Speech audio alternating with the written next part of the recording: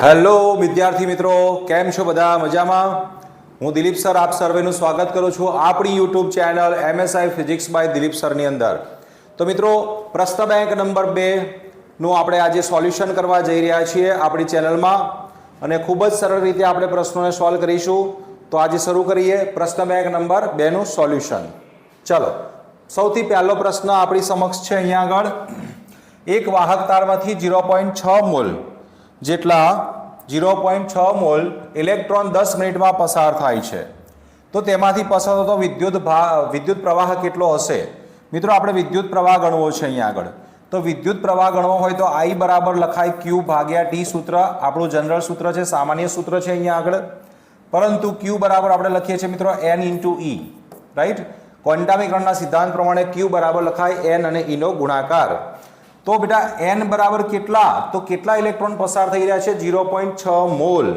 તો આપણને ખ્યાલ હોવો જોઈએ બેટા 0.6 મોલ કયા છે? તો 0.6 મોલ સંખ્યા, પણ એક મોલની અંદર 6.022 ગુણ્યા 10⁻23 જેટલા ઇલેક્ટ્રોન્સ હશે. માટે કહી શકાય 0.6 ગુણ્યા 6.022 ગુણ્યા 10⁻23 જેટલા કુલ ઇલેક્ટ્રોન્સ.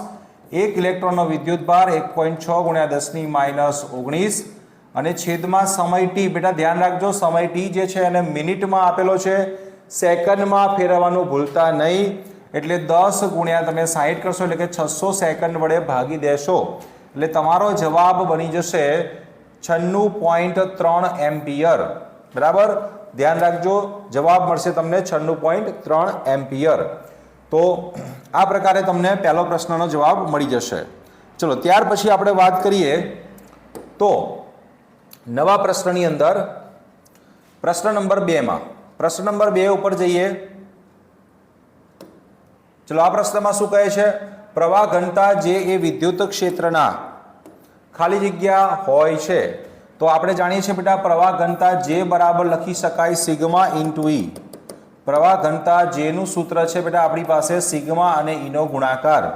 તો મિત્રો જે ચલે છે લખી શકાય E. મતલબ કે સમપ્રમાણતાનો સંબંધ છે એમની વચ્ચે. પ્રવાહ ઘનતા અને વિદ્યુત ક્ષેત્ર વચ્ચે કેવો સંબંધ છે? સમપ્રમાણતા. બરાબર છે, ધ્યાન રાખજો. તો જે ચલે છે અહીંયા સિગ્માના કારણે સમપ્રમાણતા. તમારો જવાબ ઓપ્શન આવશે અહીંયા આગળ B. તો સાચો જવાબ આવશે B. ચલો, ત્યાર પછી આપણે ત્રીજા પ્રશ્નની વાત કરીએ. પ્રશ્ન નંબર 3. પ્રશ્ન નંબર 3માં લખ્યું છે રેખીય વાહકતાનો અવરોધ ખાલી જગ્યા પર આધાર રાખતો નથી. મિત્રો, રેખીય વાહકતાનો અવરોધ કોના પર આધાર નથી રાખતો? તો આપણે જાણીએ છીએ કે વાહકનો અવરોધ, વાહકનો જે અવરોધ છે એ વાહકની જાત ઉપર આધાર રાખે, વાહકની જાત ઉપર, બીજું તાપમાન પર આધાર રાખે અને પરિમાણ પર આધાર રાખે છે. આટલી બાબતની આપણે જાણ છે, રાઈટ? એટલે પરિમાણ એટલે લંબાઈ આવી ગઈ, જાત પર આધાર રાખે છે, તાપમાન પર પણ આધાર રાખે છે. તો કોના પર આધાર નથી રાખતો? આકાર પર આધાર નથી રાખતો. ઓકે, તો આકાર કેવો છે એના સાથે કોઈ લેવા દેવા નથી. ચલો, પછી આગળના પ્રશ્નની અંદર વાત કરીએ તો નવો પ્રશ્ન લઈએ. પ્રશ્ન નંબર 4. પ્રશ્ન નંબર 4 ની અંદર શું કહે છે જોઈએ કે અતિ લાંબા અને એકબીજાને સમાંતર બે તારમાંથી સમાન અને પરસ્પર વિરુદ્ધ દિશામાં વિદ્યુત પ્રવાહ પસાર થાય છે. સમાન અને પરસ્પર વિરુદ્ધ દિશામાં વિદ્યુત પ્રવાહ પસાર થાય છે. તમારી પાસે બે અતિ લાંબા તાર છે આ પ્રકારે, અને બંનેની અંદર પરસ્પર સમાન મૂલ્યનો વિરુદ્ધ દિશામાં પ્રવાહ પસાર થાય છે. તો તે બંને તાર એકબીજાને આકર્ષે, અપાકર્ષે, એકબીજા તરફ નમશે કે ના આકર્ષે, ના અપાકર્ષે? તો મિત્રો, આપણે ભણી ગયા છીએ બે સમાંતર પ્રવાહધારિત તાર વચ્ચે લાગતા બળના સૂત્રની અંદર બહુ સારી રીતે અભ્યાસ કરી ચૂક્યા છીએ કે ભાઈ બંને વિરુદ્ધ દિશામાં પ્રવાહ હોય તો બંને તાર એકબીજાને અપાકર્ષે છે. બરાબર છે? જો સમાન દિશામાં પ્રવાહ હશે તો આકર્ષે અને વિરુદ્ધ દિશામાં પ્રવાહ હશે તો અપાકર્ષે, એટલે એકબીજાને અપાકર્ષે. તમારો જવાબ અહીંયા આવશે વિરુદ્ધ દિશાના કારણે. ચલો, ત્યારબાદ આગળના પ્રશ્નમાં વાત કરીએ. પ્રશ્ન નંબર 5. પ્રશ્ન નંબર 5માં લખ્યું છે કે શિરોડમ રાખેલા વાહક તારમાં પ્રવાહની દિશા ઉપરની તરફ છે. જો ચુંબકીય ક્ષેત્ર સમક્ષિતિજ ઉત્તર તરફ રાખવામાં આવે તો તાર દ્વારા અનુભવાતું બળ કઈ દિશામાં હશે? મિત્રો, યાદ રાખો, અહીંયા હું નોર્થ અને સાઉથ અહીંયા લઈ લઉં છું આ રીતે દિશા, તો ચુંબકીય ક્ષેત્રની દિશા બેટા ઉત્તર તરફ છે, સદિશ બીની દિશા ઉત્તર તરફ છે, બરાબર.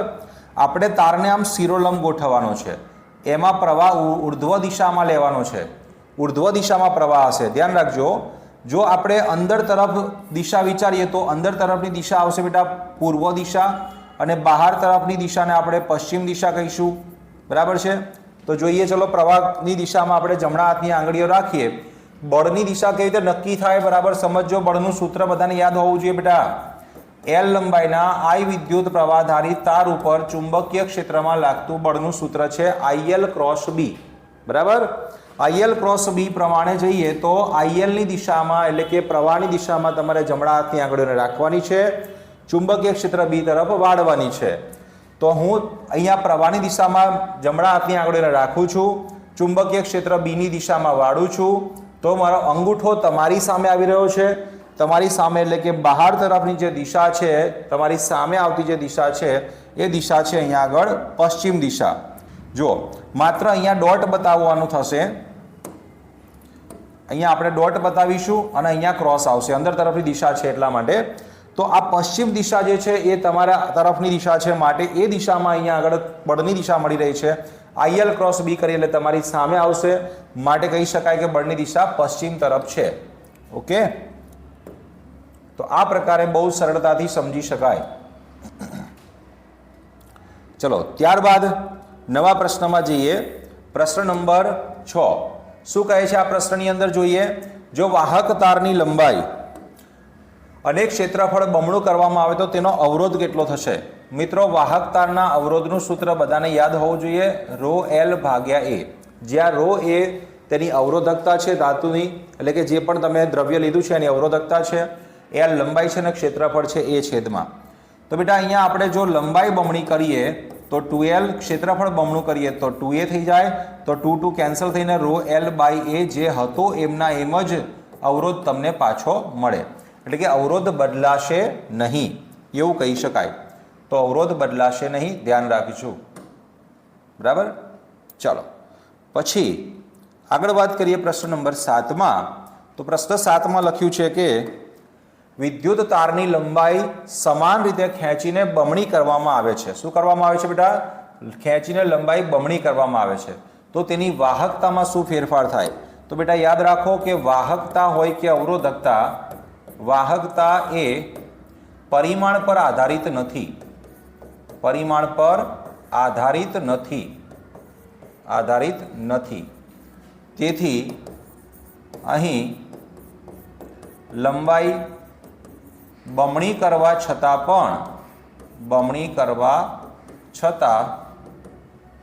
વાહકતા બદલાશે નહીં,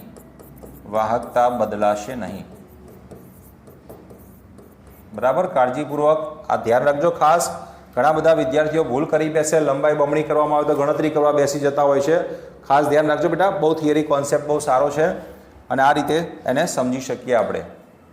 તો પરિમાણ પર આધારિત નથી, ખાસ ધ્યાન રાખવું. નાની નાની બાબતો બહુ કાળજીપૂર્વક સમજી લેવી, કારણ કે બહુ બધી વખત આપણને કહેવાય અઘરા પ્રશ્નો આવડતા હોય, ઘણા વિદ્યાર્થીઓને એવું થાય અઘરા પ્રશ્નો આવડે, સહેલા પ્રશ્નોમાં ભૂલ કરી બેસતા હોય છે અને બહુ ઉતાવળમાં આ બધી ભૂલ થતી હોય છે.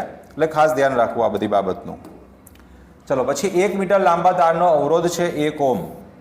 1 મીટર લાંબા તારનો અવરોધ 1 ઓહ્મ છે. જો તારની લંબાઈ સમાન રીતે 25% વધારવામાં આવે તો તેનો અવરોધ, જો અહીંયા અવરોધ પૂછ્યો છે, અવરોધકતા હોત તો બદલાશે નહીં, આવશે, પણ અહીંયા અવરોધ પૂછ્યો છે તો અવરોધને ગણવો કેવી રીતે? તો બેટા યાદ રાખો, તમારી પાસે આરનો અને લંબાઈ એલનો સંબંધ શું છે. તો તમારે યાદ રાખો, આના માટે શોર્ટકટ સૂત્ર તમને યાદ કરાવી દઉં કે બેટા પહેલાં નવી લંબાઈ તમે શોધી કાઢશો. ચલો પહેલાં તો મૂળ લંબાઈ મારી પાસે એલ છે, નવી લંબાઈ કેટલી થશે? તો કે મૂળ લંબાઈ એલ હતી એના 25% વધારો કરવો, 25% મૂળ લંબાઈના ઉમેર્યા મેં. 25% ઉમેરવા એટલે 25/100 કરીએ એટલે એનું મૂલ્ય મળશે તમને, એટલે એલ પ્લસ 0.25 એલ એટલે કે 1.25 એલ મળ્યા કહી શકાય, એલ ડેશ બરાબર. ઓકે, તો નવી લંબાઈ બેટા આટલી મળી. હવે શોર્ટકટ સૂત્ર શું યાદ રાખશો કે ભાઈ ડેલ્ટા આર ભાગ્યા આર ગુણ્યા 100 અવરોધમાં થતો પ્રતિશત ફેરફાર બરાબર L dash minus L okay, વર્ગ કરીને આપણે લેવાનું છે એટલે શોર્ટકટ સૂત્રમાં તમારે નવી લંબાઈનો વર્ગ લઈ લેવાનો. 1.25નો તમારે વર્ગ કરી દેવાનો, ઓછા 1 કરી દેવાના અને ગુણ્યા 100 કરી દેવાના. જોજો જે પણ નવી લંબાઈ બેટા અહીંયા અંક આવે છે ને એનો વર્ગ કરી દો, -1 ગુણ્યા 100 કરી દો એટલે તમારો જવાબ તૈયાર. તો તમારો જવાબ આવશે અહીંયા 56.25%. બરાબર. તો આ પ્રશ્નનો જવાબ આ રીતે મળશે, 56.25%. ઓપ્શન સી સાચો જવાબ છે. ચાલો પછી ત્યારબાદ જઈએ. જો થોડી ઘણી શોર્ટકટ તમારે MCQ માટે તૈયાર કરી રાખવી જોઈએ તો જેથી કરીને બહુ ટૂંકા સમયની અંદર તમે સરળતાથી પ્રશ્નને સોલ્વ કરી શકશો. ચલો પછી મહત્તમ અવરોધ ધરાવતા તારનું પરિમાણ નીચેનામાંથી કયું હશે? મહત્તમ અવરોધ ધરાવતા તારનું પરિમાણ. બેટા અવરોધ આરનું સૂત્ર હાલ જ આપણે જોઈ ગયા, ρl/a. હવે એની જગ્યાએ હું ક્ષેત્રફળ π/4 d² મૂકી દઉં છું એટલે r ચલે છે લખી શકાય l/d². એટલે જેમાં તમને વ્યાસ સૌથી નાનો આપેલો હોય, લંબાઈ સૌથી વધુ આપેલી હોય એવું મૂલ્ય પસંદ કરો આમાંથી જે તમને અવરોધ મહત્તમ આપી શકે. તો લંબાઈ સૌથી વધુ અને વ્યાસ સૌથી ઓછો એટલે ઓપ્શન સી પ્રમાણે કહી શકાય સાચો જવાબ ઓપ્શન સી થશે. તો ઓપ્શન સી સાચો જવાબ છે એવું કહી શકીએ. ચલો પછી વાત આવશે 10મા પ્રશ્નની. તો પ્રશ્ન નંબર 10ની અંદર લખ્યું છે કે તાંબાના તારની પ્રવાહ ઘનતાને આપણે શેના વડે દર્શાવીએ છીએ? જે વડે. પ્રવાહ ઘનતા લખી શકાય જે બરાબર 2.5 ગુણ્યા 10⁸ એમ્પિયર પ્રતિ મીટર સ્ક્વેર છે. જો અહીંયા સી ભૂલથી લખાયેલો છે એટલે કોઈ ગણતરીમાં ધ્યાનમાં ના લઈ લેતા, કોઈ કુલમ તરીકે ના લઈ લેતા. જો તારમાંથી પ્રવાહ વહેતો હોય I બરાબર 8 એમ્પિયર તો તારનો વ્યાસ મારે શોધવો છે. તારનો વ્યાસ d બરાબર કેટલો હશે? બરાબર છે. ચલો પ્રવાહ ઘનતા જેનું સૂત્ર, જો બહુ બેઝિક સારા પ્રશ્નો છે, બહુ જ સરળ પ્રશ્નો છે. તો જે બરાબર લખી શકાય બેટા I/a. તો I/π/4 d². હવે તમારે d² ને કરતા બનાવવાના છે. જો છેદનો છેદ જે 4 છે ઉપર જશો એટલે 4I/πj મળશે. ચલો આપણે ગણતરી કરી દઈએ તો 4 ગુણ્યા અહીંયા પ્રવાહ છે 8 ભાગ્યા 3.14 ગુણ્યા 2.5 ગુણ્યા 10⁸. તો d² બરાબર તમને મળશે. અહીંયા હું ગણતરી કરી રહ્યો છું એ પ્રકારે તમે ત્યાં તમારી સાથે અહીંયા મારી સાથે ગણતરી કરવી હોય તો તમે કરી શકો છો. તો 8 ચોકને 32 ભાગ્યા 3.14 કરીશું ભાગ્યા 2.5 કરીશું એટલે તમારો જવાબ બને છે અહીંયા 4.07 ગુણ્યા 10⁻8. એનું વર્ગમૂળ કાઢીએ આપણે એટલે એપ્રોક્સિમેટલી કહી શકાય અહીંયા 2 ગુણ્યા 10⁻4 મીટર. બેટા ધ્યાન રાખજો 2 ગુણ્યા 10⁻4 મીટર છે એટલે ડાબી બાજુ એક પોઈન્ટ ખસી જવું ને તો +1 ઘાત અહીંયા થઈ જાય એટલે તમને મળશે 0.2 ગુણ્યા 10⁻3 મીટર એટલે કે 0.2 મિલીમીટર થઈ જશે. 0.2 મિલીમીટર. તો આ રીતે તમારે આને સોલ્વ કરી શકાય બહુ જ સિમ્પલ રીતે. પછી આગળ પ્રશ્નમાં વાત કરીએ, પ્રશ્ન નંબર 11 કે જેમાં કહ્યું છે તારનો અવરોધ છે r ઓહ્મ. તારનો અવરોધ આપ્યો છે r ઓહ્મ, તેની લંબાઈ ખેંચીને 4 ગણી કરવામાં આવે તો તેની અવરોધકતા. બેટા અવરોધકતા પરિમાણ પર આધારિત નથી. અવરોધકતા પરિમાણ પર આધારિત નથી. હમણાં લખ્યું હતું આપણે આધારિત નથી. અવરોધકતા હોય કે વાહકતા પરિમાણ પર આધારિત નથી એટલે બદલાશે નહીં. લંબાઈ ભલે ને ખેંચીને તમે 4 ગણીની 8 ગણી કરો તો પણ કંઈ ફરક પડતો નથી. ચાલો પછી પ્રશ્ન નંબર 12. ઘણા પ્રશ્નો આની અંદર એકના એક જેવા કોન્સેપ્ટના 2 પ્રશ્નો આવેલા છે. જો પછીના પ્રશ્નમાં લખ્યું છે સુવાહકનું તાપમાન વધારતા તેની અવરોધકતા ρ અને વાહકતા સિગ્માનો ગુણાકાર. બેટા યાદ રાખો ρ = 1/σ અથવા σ = 1/ρ. બંને વચ્ચેનો સંબંધ કેવો છે? વ્યસ્ત સંબંધ છે. માટે એક વધશે તો બીજું ઘટશે. બરાબર. એકમાં વધારો થાય તો બીજામાં ઘટાડો થાય. તો ρ અને સિગ્માનો જે ગુણાકાર છે એ ગુણાકાર કેવો રહેવો જોઈએ? અચળ રહેવો જોઈએ. એક રાશિમાં વધારો તો બીજી રાશિમાં ઘટાડો થાય એટલા જ પ્રમાણમાં. માટે અહીંયા ગુણાકાર રહેશે બેટા અચળ. ચાલો પછી પ્રશ્ન નંબર 13 કે 4 વોલ્ટ EMF 4 વોલ્ટ ઈએમએફ ધરાવતા કોષનો આંતરિક અવરોધ જે છે એ 0.1 ઓમ છે. તેને 3.9 ઓમ અવરોધ સાથે જોડવામાં આવે છે. કેટલા અવરોધ સાથે ભાઈ? 3.9 ઓમ બાહ્ય અવરોધ થયો. આ ઈએમએફ આપણને આપ્યું છે ઈ, આંતરિક અવરોધ આપણને આપ્યો છે સ્મોલ આર, આ આપ્યા છે બાહ્ય અવરોધ કેપિટલ આર. ઓકે, અને લાગુ પડતો વોલ્ટેજ શોધવાનો છે વી. તો વી બરાબર લખાય બેટા ઈ માઇનસ આઈઆર. પહેલાં તો આ સૂત્ર ઓરિજિનલ તમને બધાને ખબર જ હશે, અને ના સમજાય તો આ રીતે જોઈ લો. ચલો, આઈ બરાબર શું કરશો? પહેલાં પ્રવાહ શોધવો પડશે ને, કારણ કે મારે શોધવું છે શું? વી શોધવો છે. તો ઈ અને આર મારી પાસે છે, આઈ નથી, તો આઈ બરાબર લખાય બેટા વી ભાગ્યા આર. તો વીની કિંમત તમારી પાસે છે બેટા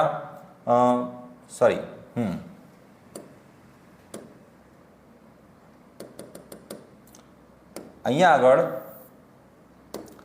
ચલો, અહીંયા પહેલા પ્રવાહ શોધીએ. પ્રવાહ આઈ બરાબર લખી શકાય E upon R plus small R.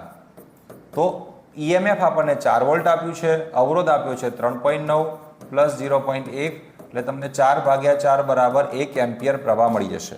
Okay, પ્રવાહ મળી ગયા બાદ આપણે વોલ્ટેજ વી શોધો છે. વી બરાબર લખી શકાય ઈ માઇનસ આઈઆર, અથવા તો વી બરાબર ડાયરેક્ટ જ આઈ ઇન્ટુ આર. આઈ બરાબર તમારી પાસે 1 એમ્પિયર આવ્યા, અને કેપિટલ આર બરાબર 3.9 છે, માટે 3.9 વોલ્ટ જ જવાબ આવશે. તો 3.9 વોલ્ટ જવાબ, ઓપ્શન ડી સાચો છે. ચાલો પછી આગળ વધીએ પ્રશ્ન નંબર 14 માટે. પ્રશ્ન નંબર 14માં લખ્યું છે કે 10 વોલ્ટ ઈએમએફ 3 ઓમ આંતરિક અવરોધ, 10 વોલ્ટ ઈએમએફ, 10 વોલ્ટ આપ્યું છે ઈએમએફ ઈ, 3 ઓમનો આંતરિક અવરોધ એવી બેટરીને એક અવરોધ સાથે જોડેલ છે. આ વિદ્યુત પરિપથમાંથી પસારતો પ્રવાહ 0.5 એમ્પિયર, પ્રવાહ 0.5 એમ્પિયર. તો બંધ પરિપથમાં માટે બેટરીના બે છેડા વચ્ચેનો વોલ્ટેજ કેટલો? અહીંયા વી શોધવાનો છે. બરાબર, તો બોલો આમાં શું કરવું જોઈએ? હમણાં જ આપણે ગણ્યું એના જેવો જ પ્રકારનો પ્રશ્ન છે. બરાબર, આમાં તમને પ્રવાહ આપી દીધો છે બેટા, ધ્યાન રાખજો. તો તમારે ડાયરેક્ટ સૂત્ર મૂકવાનું, વી બરાબર ઈ માઇનસ આઈઆર. ચલો, વી બરાબર મારી પાસે અહીંયા આગળ ઈએમએફ ઈ બરાબર છે 10 વોલ્ટ માઇનસ આઈ બરાબર 0.5 ગુણ્યા 3. તો 10 માઇનસ 1.5 એટલે કે 8.5 વોલ્ટ તમારો જવાબ. તો વચ્ચેનો વોલ્ટેજ, બે છેડા વચ્ચેનો વોલ્ટેજ તમને મળી ગયો 8.5 વોલ્ટ. ઓપ્શન ડી સાચો છે. ત્યાર પછીના પ્રશ્નમાં શું કહ્યું છે જોઈએ. પ્રશ્ન નંબર 15, જેમાં લખ્યું છે કે વિદ્યુત ચાલક બળ એ ખાલી જગ્યા છે. વિદ્યુત ચાલક બળ ખાલી જગ્યા છે. કેવું છે ભાઈ? શું છે? અવિદ્યુતીય બળ છે, ઉર્જા છે, વિદ્યુત બળ કે વિદ્યુત ચુંબકીય બળ છે? મિત્રો યાદ રાખો, અહીંયા બળ શબ્દ જોઈને ઘણા બધા વિદ્યાર્થીઓ ભૂલ કરી દેતા હોય છે કે બળ કહેવા માંગતા હોય છે, પરંતુ બેટા ઉર્જા છે. વિદ્યુત ચાલક બળ એ બેટરીના ઋણથી ધન ધ્રુવ પર એકમ ધન વિદ્યુત ભારને લઈ જવા માટે કરેલું અવિદ્યુતીય બળે કરેલું કાર્ય છે, એટલે કે ઉર્જા છે. તો ખાસ ધ્યાન રાખજો, વિદ્યુત ચાલક બળે બેટા ઉર્જા છે, નહીં કે બળ. ઓકે, ધ્યાન રાખીશું આટલું ખાસ. આ ભૂલ થવાની શક્યતા રહેતી હોય છે. ચલો પછી પ્રશ્ન નંબર 16, જો સુવાહક તારની લંબાઈ ખેંચીને 10% વધારવામાં આવે તો અવરોધકતા. ચલો ફરીથી પાછો પ્રશ્ન અહીંયા રિપીટ થાય છે. કેટલા ટકા વધારો છો, કેટલા ગણી કરો છો લંબાઈ, એનાથી એને કંઈ ફરક પડતો નથી. અવરોધકતા ફરી લખી દઉં છું અહીંયા કે અવરોધકતા પરિમાણ પર આધારિત નથી, પરિમાણ પર આધારિત નથી, એટલે કે બદલાશે નહીં, એને કંઈ ફરક પડે નહીં. પછી વાત આવે, એટલે મેં હમણાં જ વાત તમને કરી કે એક જ પ્રકારના કોન્સેપ્ટવાળા 2-3 પ્રશ્નો એક સાથે અહીંયા ઘણા મૂકી દીધેલા છે. ચલો પછી વાત આવે છે બેટા આગળના પ્રશ્નમાં 21°C તાપમાને, આપણા માટે T0 તાપમાન કહી શકાય, એ તાપમાને તમને અવરોધ આપ્યો છે R0. 147°C તાપમાને, T તાપમાને, અને અવરોધ ત્યાં આપ્યો છે આપણને 16.4 ઓહ્મ જેટલો. આ અવરોધ આર આપ્યો છે આપણને. તો તાપમાન ગુણાંક આપણે શોધવો છે, આલ્ફા કેટલો હશે. તો તાપમાન ગુણાંક શોધવા માટે સૂત્ર, જો બેઝિક સૂત્ર આપણું આર બરાબર છે R0 કૌંસમાં 1 + α × T - T0, આ સૂત્ર છે. પણ જો આપણે આને સોલ્વ કરીશું તો આલ્ફા બરાબર તમને મળશે આર માઇનસ R0 ભાગ્યા R0 into T minus T0.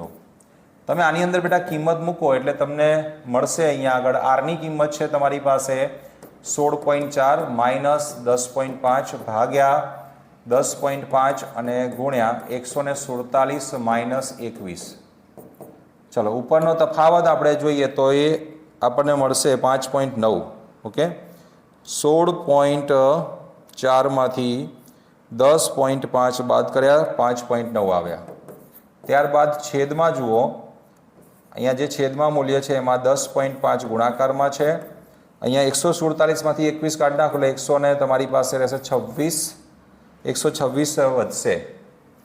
તો આ તફાવત ગુણોત્તર લઈએ તો 5.9 ભાગ્યા 126 અને ભાગ્યા 10.5 તો 0.00445 આન્સર મળે છે આપણને.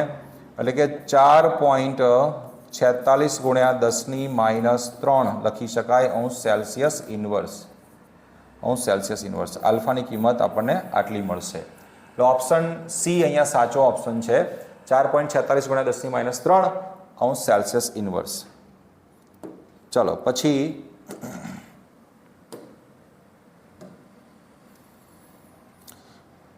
આગળના નવા પ્રશ્નમાં પ્રશ્ન નંબર 18.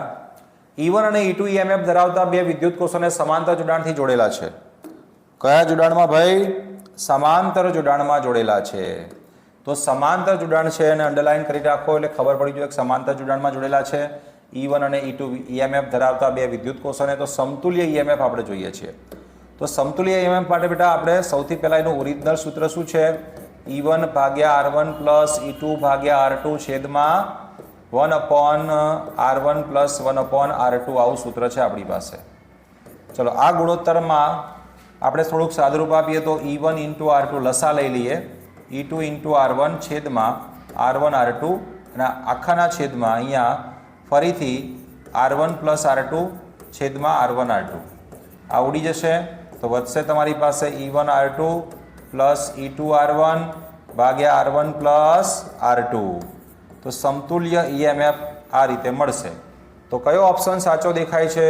તો ઓપ્શન બી અહીંયા દેખાઈ રહ્યો છે સાચો ઓપ્શન. તો આ પ્રકારે એનો જવાબ લખી શકાય. ઘણીવાર સ્વરૂપ બદલી નાખે અહીંયા આગળ સૂત્રમાં એટલે આપણે કન્ફ્યુઝ ઘણા વિદ્યાર્થીઓ થતા હોય છે કે ભાઈ કઈ રીતે આનો જવાબ આવશે. તો ગોખશો નહીં પણ સમજો. ગોખશો તો સ્વરૂપ બદલી જતાં આપણને ખ્યાલ ના આવે કે ભાઈ કઈ રીતે આનો જવાબ લાવવો. જો સમાન દળ, ચલો 19મા નંબરના પ્રશ્નમાં સમાન દળ સમાન ધાતુમાંથી બનાવેલા બે વાહકતાની લંબાઈનો ગુણોત્તર 1:2 છે. લંબાઈનો ગુણોત્તર L1:L2 = 1:2 છે. તો અવરોધનો ગુણોત્તર R1 ભાગ્યા R2 આપણે શોધવો છે. બેટા આપણી પાસે ધાતુ સમાન છે, દળ સમાન છે, તો R બરાબર આમ તો લખાય ρL ભાગ્યા A. હવે ચલો અહીંયા હું ρL² લખી દઉં, A અને L નીચે કરી દઉં, ઉપર નીચે L વડે ગુણી દીધા મેં. તો આ સૂત્ર બની ગયું ρL² ભાગ્યા કદ V. હવે કદની જગ્યાએ જો તમને દળ સમાન કીધું છે એટલા માટે હું સૂત્રમાં દળ લાવવાનો પ્રયત્ન કરી રહ્યો છું. અહીંયા આગળ લાવવાનો પ્રયત્ન એટલે લાવવાનું જ છે ટૂંકમાં આપણે તો ρL² ભાગ્યા કદ બરાબર લખાય દળ ભાગ્યા ઘનતા. ઘનતાને અહીંયા ડી વડે દર્શાવી દઈએ, ડેન્સિટીને, બરાબર. તો ડી ρL² ભાગ્યા દળ M. તો આટલું જે છે ને એ અચળ પદ છે, જે દેખાઈ રહી છે. ઘનતા સમાન છે, અવરોધકતા એક જ દ્રવ્ય હોવાથી સમાન રહેશે અને દળ પણ સમાન છે. તો R ચલે છે સીધું લખાય L². જો આ ગણતરી હું તમને પૂરેપૂરું સમજાવવા માટે કરી રહ્યો છું, બાકી તમને ડાયરેક્ટલી ખબર પડે છે કે ભાઈ R ચલે છે L², તો તમે સીધી ગણતરી કરી શકો છો કે ભાઈ R1 ભાગ્યા R2 બરાબર લખાય L1 ભાગ્યા L2 નો વર્ગ, એટલે 1/4 થઈ જશે. 1/2 નો વર્ગ છે એટલે 1/4 જવાબ મળશે. તો આપણો ઓપ્શન અહીંયા ડી સાચો છે. પછી આગળ વાત કરીએ પ્રશ્ન નંબર 20માં. ચલો 20મા નંબરના પ્રશ્નમાં લખ્યું છે કે બે શ્રેણીમાં જોડેલા વિદ્યુત કોષો સાથે 2 ઓહ્મ જેટલો અવરોધ સમાંતરમાં જોડેલો છે. તેમાંથી પસાર થતો વિદ્યુત પ્રવાહ સમાન હોય તો કોષનો આંતરિક અવરોધ. જો આ પ્રશ્ન થોડોક અધૂરો છે એટલે વચ્ચે કંઈક લાઈન તૂટી ગયેલી છે. એકચ્યુઅલી પ્રશ્નમાં એવું છે કે બે શ્રેણીમાં જોડેલા વિદ્યુત કોષો સાથે 2 ઓહ્મ જેટલો અવરોધ જોડવામાં આવે તો સમાંતરમાં પણ એટલો જ પ્રવાહ વહે છે. શું કહે છે? તેમાંથી પસાર થતો વિદ્યુત પ્રવાહ સમાન હોય તો. એટલે સમાંતરમાં જોડો એને કે શ્રેણીમાં વિદ્યુત કોષોને સાથે જોડવામાં આવે તો પણ પ્રવાહ બંને કેસમાં સરખો મળે. તો આંતરિક અવરોધ કેટલો? જો હું આકૃતિ દોરી દઉં છું પહેલાં તો, કે બે વિદ્યુત કોષોને અહીંયા શ્રેણીમાં બતાવી દઈએ. આ બે વિદ્યુત કોષો મારી પાસે શ્રેણીમાં છે. અહીંયા બાહ્ય અવરોધ આર સાથે આ પ્રકારે રહેલા છે. ઈએમએફઈ આંતરિક અવરોધ આર, ઈએમએફઈ આંતરિક અવરોધ આર. હવે અહીંયા ફરી સમાંતરમાં એને જોડીએ છીએ. આ બે વિદ્યુત કોષો મેં જોડી દીધા સમાંતરમાં. ચલો, આ બાહ્ય અવરોધ R, small R, EMF E capital R. હવે બેટા આની અંદર જે પ્રવાહ તમને મળે છે ને એ જ પ્રવાહ I1 અહીંયા જે પ્રવાહ મળશે એ જ અહીંયા I2 પ્રવાહ મળવાનો છે. તો I1 I2 બંને જો સરખા હોય, અવરોધમાંથી હોય, તો પ્રવાહ I2 જે છે એ સમાન છે બંને કેસમાં. તો પછી I1 અને I2 સરખા હોય તો આપણે આંતરિક અવરોધ શોધવો છે. ચલો, આ કેસમાં મને પ્રવાહની સૂત્ર લખાવો તો શું આવશે? તો કુલ EMF આવે બેટા 2E, શ્રેણી જોડાણ હોવાના કારણે શું લખાય? 2E અપોન કુલ અવરોધ R પ્લસ 2R થશે. અને અહીંયા લખું તો I2 બરાબર થશે કુલ EMF, એટલે એકનું EMF જેટલું હોય એટલું જ સમતુલ્ય કહેવાય.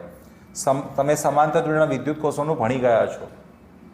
અહીંયા R પ્લસ R/2. જો આ સ્મોલ આર ધરાવતા આંતરિક અવરોધ ધરાવતા બે વિદ્યુત કોષો સમાંતરમાં હોય એટલે સમતુલ્ય અવરોધ કેટલો થાય? R/2 થાય. એટલે R/2 લખાય. તો અહીંયા લસા લેશો એટલે 2E છેદમાં 2R પ્લસ સ્મોલ આર મળશે. તો I1 અને I2 બેટા સરખા કીધા છે. I1 I2 બે સરખા છે એટલે બંનેને સરખાવી દઈએ કે ભાઈ I1 ઇક્વલ ટુ I2. તો પછી અહીંયા 2E ના છેદમાં R plus 2R is equal two 2E ના છેદમાં 2R plus small R. 2E cancel કરી દો. અહીંયા છેદવાળા પદને સરખાવી દો એટલે R plus 2R is equal to 2R plus small r. ચલો, અહીંયા આપણે જોઈએ છે આંતરિક અવરોધ, એટલે આંતરિક અવરોધને કરતા બનાવીએ. 2R માઇનસ R બરાબર 2R માઇનસ R, એટલે કે સ્મોલ આર બરાબર કેપિટલ આર, એટલે કે 2 ઓહ્મ. તો આંતરિક અવરોધ પણ કેટલો આવે બેટા? 2 ઓહ્મ જેટલો આવે. ઓપ્શન ડી સાચો છે. ચલો, પછી જો આ બધા જે હું અહીંયા સેવ કરી રહ્યો છું ફોટોસ જે સોલ્યુશનના, એ તમને આપણી એક એપ્લિકેશન બનાવેલી છે MSI ફિઝિક્સ બાય દિલીપ સરના નામથી. તો એપ્લિકેશનની અંદર તમને એની PDF ફોર્મેટ મળી જશે અથવા ફોટોના સ્વરૂપમાં મળી જશે. તો ઇમેજ સ્વરૂપમાં અથવા PDF સ્વરૂપમાં તમને એ ફાઇલ મળી જશે. તો એની લિંક હું અહીંયા ડિસ્ક્રિપ્શનમાં લખી દઈશ, જે તમે એમાંથી ડાઉનલોડ કરી લેશો. ચલો, આગળની વાત કરીએ. બેટરીનું EMF 2.2 વોલ્ટ છે, જ્યારે 5 ઓહ્મ અવરોધ ધરાવતા અવરોધને તેની સાથે જોડવામાં આવે છે ત્યારે વિદ્યુત સ્થિતિમાનનો તફાવત 1.8 વોલ્ટ મળે છે. આ EMF આપ્યું, આ 5 ઓહ્મ અવરોધ આપ્યો છે, એની સાથે જોડવામાં આવે ત્યારે વિદ્યુત સ્થિતિમાનનો તફાવત કેટલો મળ્યો? 1.8 વોલ્ટ. તો આંતરિક અવરોધ કેટલો હશે? સ્મોલ આર આપણે શોધવાનો છે. ચલો, કેવી રીતે શોધશો? તો ઓરિજિનલ સૂત્ર બધા જાણીએ છીએ કે ભાઈ V બરાબર E માઇનસ IR માંથી મારે કરતા કોને બનાવવાના? તો કે ભાઈ આ R ને કરતા બનાવવાના. એ પહેલાં તમારી પાસે પ્રવાહ છે? તો કે ના. તો લાવી દઈએ પ્રવાહ. ચલો, V ભાગ્યા R કરીને. તો V બરાબર 1.8 વોલ્ટ અને અવરોધ છે 5. ચલો, 1.8 ભાગ્યા 5 કરશો એટલે તમને જવાબ મળી જશે અહીંયા આગળ 1.8 ભાગ્યા 5 કરી નાખીએ એટલે 0.36 મળ્યો. 0.36 એમ્પિયર પ્રવાહ. હવે એનો ઉપયોગ અહીંયા કરીશું એટલે IR ઇઝ ઇક્વલ ટુ તમને મળશે E માઇનસ V, આંતરિક અવરોધ R E માઇનસ V ભાગ્યા I થઈ જશે. ચલો, E બરાબર છે 2.2 માઇનસ 1.8 ભાગ્યા 0.36. તો 0.4 વધ્યા, 0.36 થઈ ગયા. એટલે આપણે આને જો ગુણોત્તર લખી દઈએ તો કંઈક આ પ્રકારે થાય. 0.40 ભાગ્યા 0.36, 40 ભાગ્યા 36 લખી શકાય. એટલે હું અહીંયા 10 ભાગ્યા 9 કરી શકું. 9 ચોક 36 થવાથી તો 10 ભાગ્યા 9 તમારો જવાબ અહીંયા અવરોધનો આવશે. આંતરિક અવરોધ R બરાબર ઓપ્શન એ સાચો છે. તો આ પ્રકારે સોલ્વ કરી શકાય. ચાલો, પછી આગળના પ્રશ્નમાં પ્રશ્ન નંબર 22. વિદ્યુત ભારિત કણની કોણીય ઝડપ ખાલી જગ્યા પર આધાર રાખે છે. ખરેખર આ પ્રશ્નમાં થોડી ભૂલ છે. વિદ્યુત ભારિત કણની કોણીય ઝડપ કોના પર આધાર નથી રાખતી અથવા કોનાથી સ્વતંત્ર છે? અહીં લખવાનું ખાલી જગ્યાથી સ્વતંત્ર છે. કેમ? જોઈ લો તમે પ્રશ્ન. ઓમેગા કોણીય ઝડપ છે જેનું સૂત્ર છે QB/m. હવે તમે જુઓ, પહેલું દળ તો એના ઉપર તો આધાર રાખે છે. બીજું અહીંયા આગળ કણનો વિદ્યુત ભાર તો એના ઉપર પણ આધાર રાખે છે. ચુંબકીય ક્ષેત્ર તો એના ઉપર પણ આધાર રાખે છે. તો વધ્યું શું અહીંયા? ઓપ્શન બી, રેખીય ઝડપ જેના પર આધાર નથી રાખતું. તો એનો મતલબ કે કોનાથી સ્વતંત્ર છે? તો રેખીય ઝડપથી સ્વતંત્ર છે. તો ઓપ્શન બી અહીંયા સાચો છે એમ કહી શકાય. બરાબર, તો ખાસ ધ્યાન રાખજો, આટલો સુધારો કરવો પડશે. તો પ્રશ્નમાં આટલી ભૂલ હતી નાનકડી. પછી પ્રશ્ન છે આગળ કે એક વિદ્યુત ભારિત કણ સમાન ચુંબકીય ક્ષેત્રમાં ગતિ કરે છે. તો જો હવે આની અંદર પણ એક નાનકડી ભૂલ. શું ભૂલ છે? તો આની અંદર તમને બેટા ચાક માત્ર શબ્દ જ્યાં આપ્યો છે એ બધામાં વેગમાન છે. ચાક માત્રની જગ્યાએ શબ્દ શું છે? વેગમાન. તમે ઇંગ્લિશ મીડિયમની આની પ્રશ્ન બેંકનું જો પ્રશ્ન વાંચશો તો તમને ખ્યાલ આવશે કે અહીંયા મોમેન્ટમ લખેલું છે. મોમેન્ટમનો અર્થ થાય વેગમાન. તો આ વેગમાન બધે જ અહીંયા આવી જશે. એટલે તમારો જવાબ શું બનશે પ્રશ્નનો? તો વિદ્યુત ભારિત કણ સમાન ચુંબકીય ક્ષેત્રમાં ગતિ કરે છે તો વેગમાન બદલાશે પણ ગતિ ઉર્જા બદલાશે નહીં. યાદ કરો, આગળના આપણે થિયરી પ્રશ્નમાં ભણી ગયા છીએ કે ચુંબકીય ક્ષેત્રમાં જ્યારે કણ, વિદ્યુત ભારિત કણ વર્તુળ માર્ગે આ રીતે ટૂંકમાં દાખલ થાય એટલે વર્તુળ માર્ગે ગતિ કરે. ગતિ કરતો કણ કેન્દ્રગામી બળ અહીંયા ચુંબકીય બળ પૂરું પાડે છે અને સ્થાનાંતરની દિશા હંમેશા અહીંયા સ્પર્શકની દિશામાં જ હશે. એટલે કોઈ કાર્ય થાય નહીં. કાર્ય ના થાય એટલે કાર્ય W = FD cos 90 લખાય. કેમ કાર્ય ના થાય? એનું કારણ આ છે, બળ લાગે છે કેન્દ્રની તરફ, કેન્દ્રગામી બળ કોણ પૂરું પાડે? તો ચુંબકીય બળ કેન્દ્રગામી બળ પૂરું પાડશે. અને સ્થાનાંતર સદિશની દિશા વેગ સદિશની દિશામાં એટલે કે સ્પર્શકની દિશામાં હશે. બંને પરસ્પર લંબ એટલે કાર્ય શૂન્ય થઈ જશે. બોલો, કાર્ય શૂન્ય થાય તો કાર્ય ઉર્જા પ્રમેય અનુસાર લખી શકાય W = Δk = 0. એટલે કે ગતિ ઉર્જાનો ફેરફાર શૂન્ય છે. ગતિ ઉર્જાનો બેટા ફેરફાર શૂન્ય એટલે ગતિ ઉર્જા અચળ છે એમ કહી શકાય. તો ગતિ ઉર્જા તો બદલાશે નહીં, એ વાત ફાઇનલ થઈ ગઈ. બીજું, વેગમાન બદલાઈ શકે. કારણ શું? તો બેટા વેગમાન બેટા સદિશ રાશિ છે અને સદિશ રાશિમાં ત્રણ રીતે ફેરફાર થઈ શકે. એક તો એનું મૂલ્ય બદલીને, એની દિશા બદલીને અને મૂલ્ય દિશા બંને બદલીને, ત્રણ રીતે ફેરફાર થઈ શકે. તો અહીંયા ભલે વેગનું મૂલ્ય નથી બદલાતું, નિયમિત વર્તુળાકાર ગતિ હશે તો વેગનું મૂલ્ય ના બદલાય, પરંતુ આ દિશા સતત બદલાઈ રહી છે. તો વેગની દિશા બદલાવી એટલે કે વેગમાનની દિશા સતત બદલાય છે એટલે વેગમાન બદલાય છે એવું કહી શકાય. તો ઓપ્શન એ સાચો જવાબ છે. બરાબર, તો વેગમાન બદલાશે.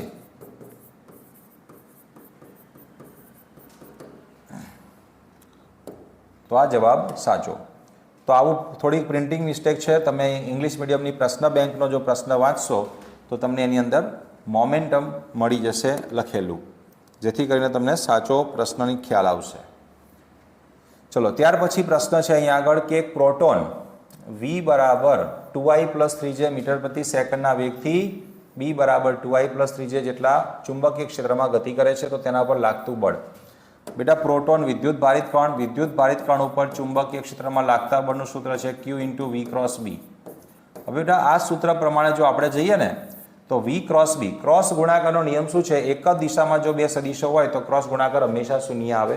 બરાબર, તો અહીંયા 2I+3J, અહીંયા પણ 2I+3J, મતલબ બંને એક દિશામાં થયા V અને B. જુઓ, અને એક દિશામાં હોય તો ક્રોસ ગુણાકાર શું આવે? શૂન્ય. તો જવાબ શું આવે? બળ શૂન્ય થઈ જશે. અથવા તો તમે કદાચ નિશ્ચાયકની રીતે V × B શોધવા માંગતા હોય તો પણ તમને ખ્યાલ હશે જ. જો નિશ્ચાયક તમે જાણતા હોય તો IJK અહીંયા તમે લખી શકો 2 3 0 2 3 0. નિશ્ચાયકની બંને હાર સરખી એટલે ક્રોસ ગુણાકાર અહીંયા 0 મળશે, માટે બળ શૂન્ય થાય.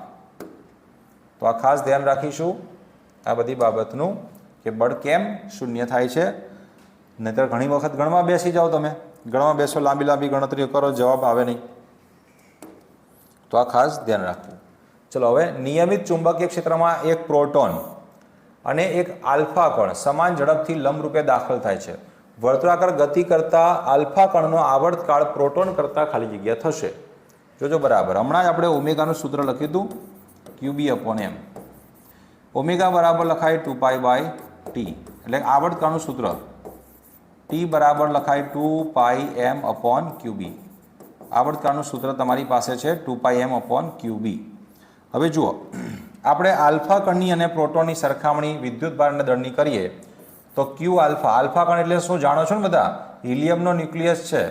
આલ્ફા કણ મતલબ 2He4 હિલિયમ ન્યુક્લિયસ છે. તો આલ્ફા કણનો વિદ્યુતભાર બેટા પ્રોટોનનો કરતાં બમણો વિદ્યુતભાર એટલે Q2Qp લખી શકીએ આપણે, 2Qp. અને દળની વાત કરીએ તો 4 ગણું દળ છે. જુઓ તો m of alpha is equal two 4 times mp. તો જુઓ અહીંયા ગુણોત્તર માગ્યો છે ને આપણી પાસે, ઓકે સોરી સરખામણી ટૂંકમાં ગુણોત્તર જ થશે. તો હું અહીંયા ટી આલ્ફા ભાગ્યા ટીપી લખી દઉં છું. તો અહીંથી જોઈ શકો છો ટી ચલે છે m/q છે.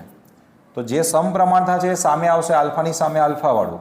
તો m આલ્ફા mp ગુણ્યા વ્યસ્ત સંબંધ હોય તો જે આલ્ફા છે ત્યાં પી વાળું મૂકવાનું, એટલે ક્યુ સાથેનો સંબંધ વ્યસ્ત છે એટલે અહીં QP ભાગ્યા ક્યુ આલ્ફા થશે. તો ચલો અહીંયા લખાય 4mp છેદમાં mp, અહીંયા QP છેદમાં 2QP, QP cancel, MP cancel, 2 દૂને 4, જવાબ આવ્યો 2. તો ટી આલ્ફા બાય ટીપી એટલે T alpha is equal to 2 times TP લખી શકાય. બમણો આવર્તકાળ થઈ જશે, બરાબર. તો આલ્ફા કણનો આવર્તકાળ પ્રોટોન કરતાં 2 ગણો છે. ઓપ્શન બી સાચો છે આમાં. ચલો પછી વાત આવે છે પ્રશ્ન નંબર 26મી. પ્રશ્ન નંબર 26ની અંદર શું લખ્યું છે જુઓ. પ્રશ્ન 26માં કહે છે કે ક્યુ વિદ્યુતભાર અને એમ દળ ધરાવતો કણ વી જેટલા વેગથી એક્સ અક્ષ પર ગતિ કરે છે. નીચે આપેલી આકૃતિ મુજબ વિદ્યુત ક્ષેત્ર અને ચુંબકીય ક્ષેત્ર બીના વિસ્તારમાં દાખલ થાય છે. તો નીચે આપેલી કઈ આકૃતિ માટે કણ પર લાગતું બળ શૂન્ય થાય? બેટા કણ પર લાગતું બળ શૂન્ય થવા માટે વિદ્યુત ક્ષેત્ર અને ચુંબકીય ક્ષેત્ર બંને વડે લાગતું બળ સમાન મૂલ્યનું વિરુદ્ધ દિશામાં થવું જોઈએ, બરાબર. ધ્યાન રાખજો, કણ એક્સ દિશામાં ગતિ કરે છે. વિદ્યુત ક્ષેત્રની વડે લાગતું બળ અને ચુંબકીય ક્ષેત્ર વડે લાગતું બળ પરસ્પર વિરુદ્ધ દિશામાં થતું હોય એવો કેસ કયો દેખાય છે? જો તમે થિયરીમાં થોડું ધ્યાન રાખ્યું હોય તો વેગ પસંદગી કારની થિયરી છે, વેલોસિટી સિલેક્ટર, જેની અંદર આપણને આનો પ્રશ્નનો જવાબ આ મળી જાય. કેવી રીતે? તો જુઓ, આ આકૃતિમાં તમે જોઈ શકો વિદ્યુત ક્ષેત્ર તમને આ દિશામાં આપેલું છે, સદિશી. તો વિદ્યુત ભારિત કણ જ્યારે એક્સ દિશામાં ગતિ કરે તો આ દિશામાં ઉપર તરફની દિશામાં વિદ્યુત બળ લાગશે QE. અને ચુંબકીય ક્ષેત્ર તમને ઝેડ દિશામાં એટલે તમારી સામે આપેલું છે. તો V ક્રોસ B કરો. ચલો V બાજુ જમણા હાથની આંગળીઓ રાખો, જમણા હાથની આંગળીઓને V તરફ રાખવાની. ક્રોસ ગુણાકારનો નિયમ શું છે? દિશા નક્કી કરવા માટે પહેલો સદિશ હોય એ તરફ તમારે જમણા હાથની આંગળીઓને રાખવાની છે, બીજા સદિશ તરફ વાળવાની છે. તો અંગૂઠો તમને પરિણામી દિશા આપે છે. તો V ક્રોસ B ની દિશા નક્કી કરવા માટે V તરફ આંગળીઓ મેં રાખી, B તરફ એટલે કે તમારી સામે આવતી દિશામાં મેં વાળી. તો અંગૂઠો આવ્યો નીચે એટલે અહીંયા ચુંબકીય બળની દિશા નીચે તરફ આવશે. તો QVBની દિશા નીચે તરફ. તો ટૂંકમાં આ બંને બળો સમાન મૂલ્યના વિરુદ્ધ દિશામાં થઈ શકે માટે આ શક્યતા અહીંયા દેખાય છે કે પરિણામી બળ શૂન્ય થાય, અને એટલા માટે ઓપ્શન બી આ સાચો પડે છે. બાકીનામાં તમે ચેક કરી શકો છો કે જેની અંદર તમને બળની દિશા કાં તો સમાન મૂલ્યની વિરુદ્ધ દિશામાં શક્ય નથી બનવાની, એક જ દિશામાં મળશે કે બીજા કોઈ ખૂણે મળતી હશે. બાકી સમાન અને વિરુદ્ધ દિશામાં આની અંદર શક્યતા પૂરેપૂરી દેખાઈ રહી છે.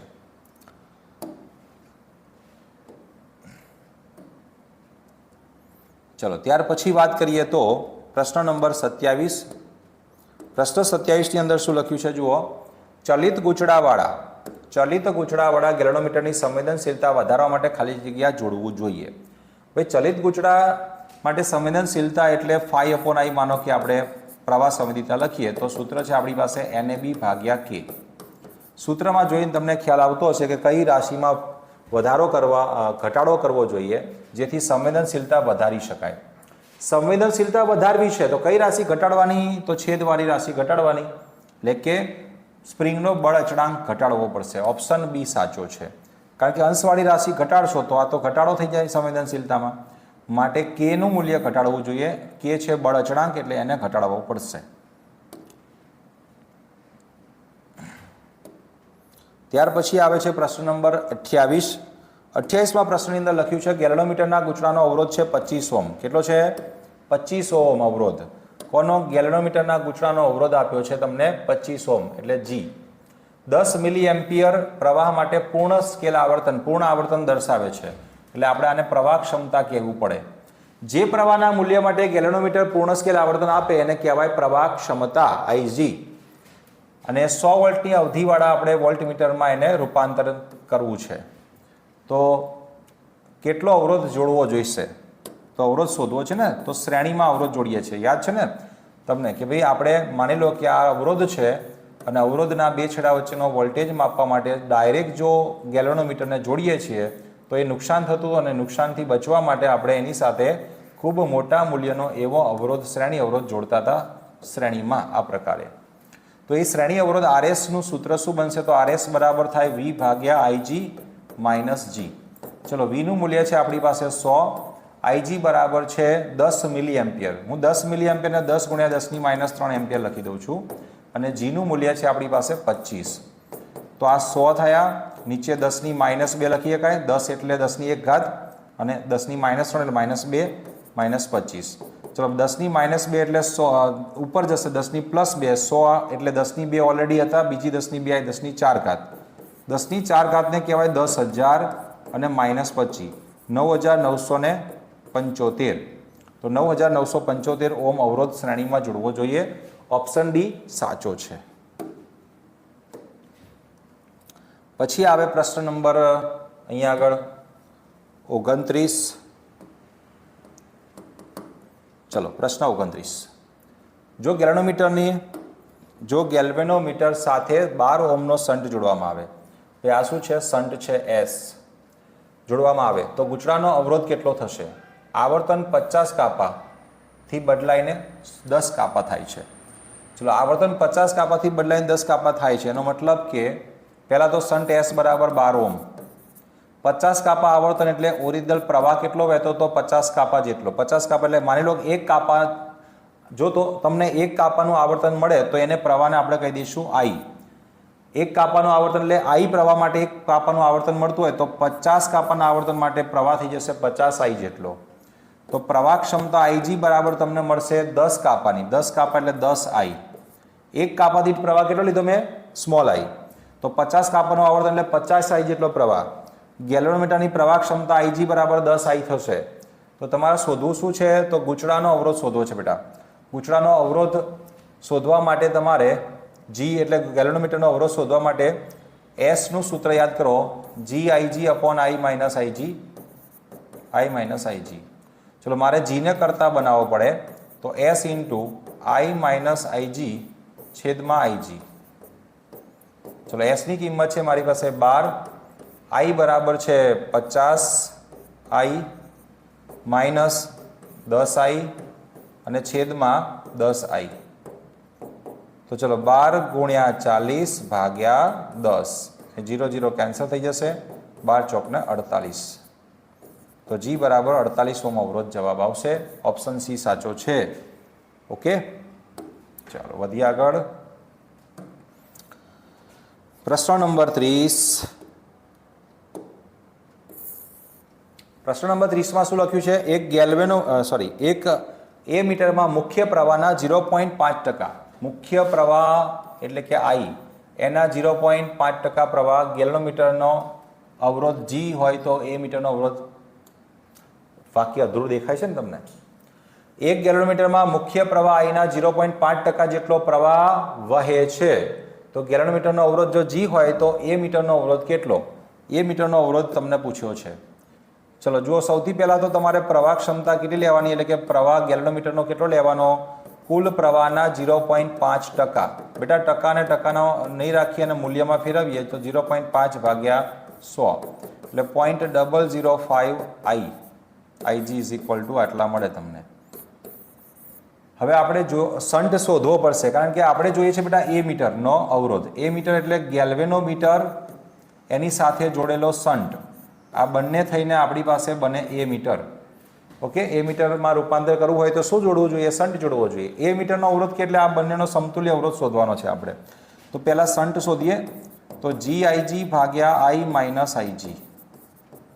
ચલો, G ઇન્ટુ IGની જગ્યાએ મારે મૂકવાના છે અહીંયા 0.005I છેદમાં I માઇનસ 0.005I. ચલો હવે ઉપર મળ્યા તમને 0.005 ઇન્ટુ જી અપોન નીચે 1 માઇનસ 0.005 કરશો એટલે 0.995 આવશે. એટલે એસ ઇઝ ઇક્વલ ટુ જીના છેદમાં 0.995 અપોન 0.005. મેં અંશને છેદના છેદમાં લઈ લીધો છે એટલે જી અપોન 199 મળશે તમને. જીના છેદમાં 199 આટલા મળ્યા. હવે જુઓ આપણે એ મીટરનો અવરોધ કીધો છે ને, તો એ મીટરનો અવરોધ આર બરાબર લખવું પડે મારે G into S upon G plus S. ચલો જી ઇન્ટુ એસ, એસ મતલબ જી ભાગ્યા 199 છેદમાં જી પ્લસ જી ભાગ્યા 199. તો કેટલા મળશે જુઓ, તો જીના છેદમાં 200 જવાબ આવશે. આર બરાબર જી અપોન 200 એટલે ઓપ્શન એ સાચો છે. બરાબર. પછી આવે છે વાત આગળ પ્રશ્ન નંબર 31ની.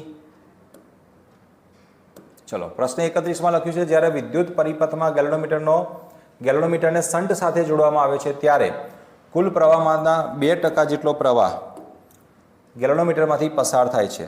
જો હમણાંનું વિધાન જુઓ, આ વિધાન જુઓ, અપૂર્ણ વિધાન દેખાઈ રહ્યું હતું હમણાં. ગેલ્વેનોમીટરનો અવરોધ જી હોય તો એ મીટરનો અવરોધ કેટલો? એકચ્યુઅલી બેટા અહીંયા તમારી પાસે ફરી પાછો આ પ્રશ્નમાં ભૂલ છે. અહીંયા એ મીટરની જગ્યાએ શન્ટ તમને તમારી પાસે જવાબ માંગ્યો છે. કારણ કે જો એ મીટરનો અવરોધ શોધશો તો તમારો જવાબ જ નથી આવવાનો. બરાબર, ઓપ્શન જે છે એ પ્રમાણે. બાકી જવાબ તો આવી જશે પણ ઓપ્શન જે છે એ પ્રમાણે જવાબ નહીં આવે. તો તમારે પહેલાં તો કુલ પ્રવાહના 2% જેટલો પ્રવાહ ગેલ્વેનોમીટરમાંથી વહે છે. તો ગેલ્વેનોમીટરમાં વહેતા પ્રવાહને આઈજી કહી દઉં તો 2% કોના? આઈના. તો 0.02 આઈ લખી શકાય. આઈજી બરાબર આટલા મળ્યા તમને. કુલ પ્રવાહનો 2% પ્રવાહ એટલે 0.02 આઈ જેટલો પ્રવાહ મળશે ગેલ્વેનોમીટરમાંથી. હવે શન્ટ જોઈએ છે મારે. શન્ટ એસ બરાબર જી ઇન્ટુ આઈજી ભાગ્યા આઈ માઇનસ આઈજી. ચલો જી ઇન્ટુ આઈજી એટલે 0.02 આઈ છેદમાં આઈ માઇનસ 0.02 આઈ થઈ જશે. તો અહીંયા 0.02 જી છેદમાં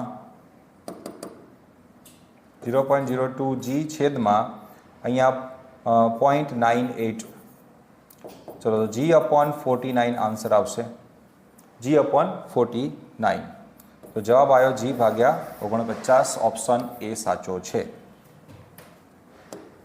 એટલે શન્ટનો જવાબ આપ્યો છે તમને અને પૂછ્યું છે અંદર પાછું એ મીટરનો અવરોધ કેટલો. વાસ્તવમાં એ મીટરનો અવરોધ નથી, શન્ટનો જવાબ માંગ્યો છે તમારી પાસે. ચલો હવે આ પ્રશ્નની અંદર શું લખ્યું છે જુઓ. એક લાંબા સોનોઇડમાં 800 આંટા પ્રતિ મીટર, એટલે આને કહેવાય સ્મોલ એન, એકમ લંબાઈ દીઠ આંટાની સંખ્યા. એમાંથી પ્રવાહ વહી રહ્યો છે 3.2 એમ્પિયર વિદ્યુત પ્રવાહ પસાર થાય છે. તો તેની અક્ષ પર સોલેનોઇડના એક છેડા ઉપર ઉદ્ભવતું ચુંબકીય ક્ષેત્ર. બેટા છેડા ઉપર કીધું ચુંબકીય ક્ષેત્ર. યાદ છે ટૂંકા સોલેનોઇડનું સૂત્ર? ટૂંકો સોલેનોઇડ હોય ને તો એનું સૂત્ર યાદ કરો. અંદરના ભાગના કોઈ એક બિંદુ આગળ ચુંબકીય ક્ષેત્ર શોધવું હોય તો છેડાને મધ્ય બિંદુ એટલે અંદરના કોઈ પણ એક બિંદુ સાથે આ લંબરેખા સાથે બનતા ખૂણાને θ1 અને અહીંયા θ2 કહીએ તો ચુંબકીય ક્ષેત્ર અંદરના ભાગમાં તમને મળે સૂત્ર બી બરાબર μ0 ni/2 કૌંસમાં sin θ1 પ્લસ sin θ2. આ આપણું ઓરિજિનલ સૂત્ર.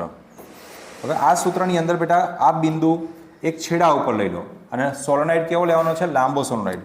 લાંબો સોલેનોઇડ લેશો એટલે સમજો બરાબર કે આ બિંદુ છેડા ઉપર એક લેવાનું અને બીજું બિંદુ ક્યાં આવશે? અનંત અંતરે. લાંબા સોલેનોઇડ માટે આ મોટા અંતરે ટૂંકમાં.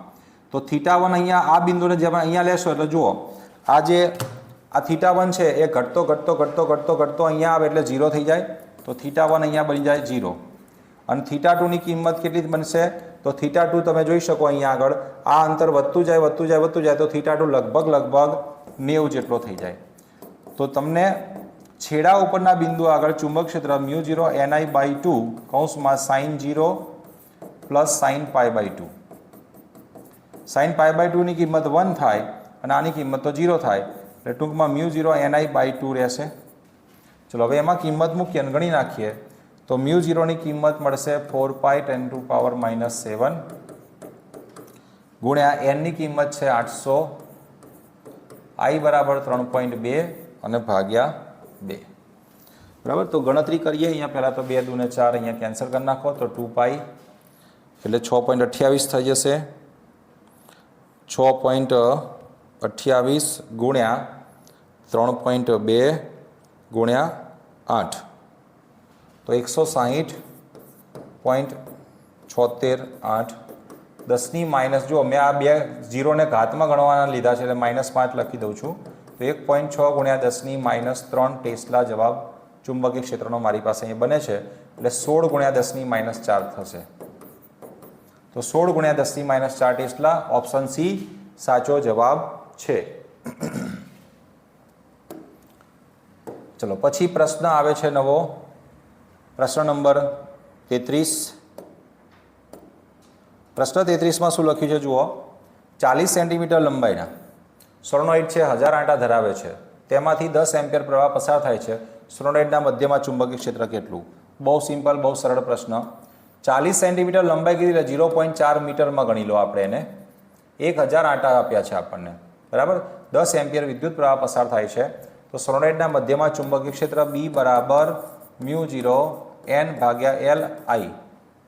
ओके एकम लंबाई दीठ आंटानी संख्या स्मॉल n एटले कुल आंटा भाग्या कुल लंबाई तो अहींया 4 पाई 10⁻⁻7 n बराबर 1000 है। लंबाई आपने 0.4 आपी प्रवाह आपने 10 आप्यो छे एटले 4 पाई 10⁻⁻7 अहींया हूँ आने 10 नी टोटल 5 घात कही दूँ भाग्या 4 कारण के अहींया 4 गुण्या 10 नी -1 घात कहूँ तो 1 घात ऊपर जाए -1 एटले +1 थी जाए 3 + 1 आ 4 तो हती ज अने बीजी एक आई एटले 5 घात 4 4 कैंसल थी जाए 3.14 गुण्या 10 - 2 टेस्ला एटले के अहींया ऑप्शन 0.0314 टेस्ला जवाब आवशे। तो ऑप्शन ऑप्शन ए साचो जवाब छे। पछी आवे वात आगळना प्रश्ननी प्रश्न नंबर 34। आकृति तमने आपी छे आकृतिनी अंदर विस्टन ब्रिज समतुल्य स्थिति में छे संतुलन स्थिति में विस्टन ब्रिज आपने आप्यो छे तो R1 बराबर केटला हशे अने R2 बराबर केटला हशे। बेटा संतुलन स्थिति कहे ने एटले तमने बधाने ख्याल छे ज जो के भाई बे भुजाना अवरोधनो गुणोत्तर समान थाय तमे आ बेनो अवरोधनो गुणोत्तर ने आ बे अवरोधनो गुणोत्तर लो तो सरखो थवो जोईए अथवा आ बे अवरोधनो गुणोत्तर ने आ बे अवरोधनो गुणोत्तर सरखो थवो जोईए बराबर। एटले हूँ संतुलन स्थिति छे एटला माटे लखी शकूँ कि R1/10 = 9/30 आ 0 0 कैंसल अहींया 3 × 3 9 एटले R1 ની કિંમત તમને ડાયરેક્ટ 3 ઓહ્મ મળી ગઈ। હવે સંતુલન સ્થિતિ હોય તો બેટા ખબર છે કે BD ભુજામાં પ્રવાહ ન વહે। સંતુલન સ્થિતિ હોય તો BD ભુજામાં પ્રવાહ વહેશે નહીં। તો બેટા અહીંયા પ્રવાહ ન જાય તો પછી R2 ગમે તે મૂલ્ય હોય એનાથી શું ફરક પડે એટલા માટે લખી શકાય ઓપ્શન ડી સાચો કે R1 બરાબર 3 ઓહ્મ અને R2 કોઈ પણ મૂલ્ય હોઈ શકે છે।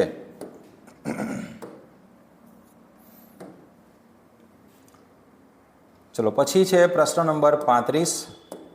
35 नंबर प्रश्न अंदर लख्यू है जुओ जोड़का जोड़वाना है जोड़का जोड़ो नाना था त्यारे जोड़का जोड़ता था बस ये बात है। अहींया पहलो प्रश्न है एमां अवरोधकतानो एकम थाय बेटा ओम इंटू मीटर एटले अहींया एस लखाय। बीजामां छे प्रवाह घनतानो एकम थाय एम्पियर इंटू मीटर -2 એટલે કે એમ્પિયર પ્રતિ મીટર સ્ક્વેર એટલે આર લખીશ અહીંયા। પછી ત્રીજાની સામે વાહકતાનો એકમ તો અવરોધકતાનો જે એકમ હોય એનું બિલકુલ ઇન્વર્સ કરી નાખો એટલે ઓમ ઇન્વર્સ મીટર ઇન્વર્સ એટલે અહીંયા ક્યુ આવશે અને મોબિલિટીનો એકમ વધ્યું એક જ પી તો SRQP ઓપ્શન બી સાચો જવાબ છે। પછી આગળના પ્રશ્નમાં જઈએ પ્રશ્ન નંબર 36। प्रश्न नंबर 36 में लख्यू है कि वाहकतानु पारिमाणिक सूत्र क्यू है तो वाहकतानु पारिमाणिक सूत्र जो तमने ना आवड़े तो बनावी देवानुं। केवी रीते बनावशो अवरोधकता रो नो एकम ने पारिमाणिक सूत्र शुं छे रो एटले अवरोधकता एनो एकम है ओम इंटू मीटर। अवरोधनु पारिमाणिक सूत्र बधाने याद ज होय तो अवरोधकतानु तमने वाहकतानु बंनेनु आपणे बनावी दीए M1L2T -3 a માઇનસ 2, ઓકે, અને L1 અહીંયા બીજા આવ્યા એટલે M1 L3 T minus 3 a minus 2, બરાબર. હવે વાહકતાનું કે તો વાહકતાનો અવરોધકતાનો વ્યસ્ત હોવાના કારણે એનું પારિમાણિક સૂત્ર જ્યાં પ્લસ દેખાય ત્યાં માઇનસ મૂકી દો. ચલો, M-1 L -3 T3 અને a 2 થઈ જશે. તો કયો ઓપ્શન સાચો? ઓપ્શન ડી સાચો જવાબ છે, બરાબર. બહુ સહેલા પ્રશ્નો ઘણા બધા છે, આમાં થિયરી કોન્સેપ્ટ બેઝ છે, સારા પ્રશ્નો છે અને બહુ કાળજીપૂર્વક સોલ્વ કરી દેવા.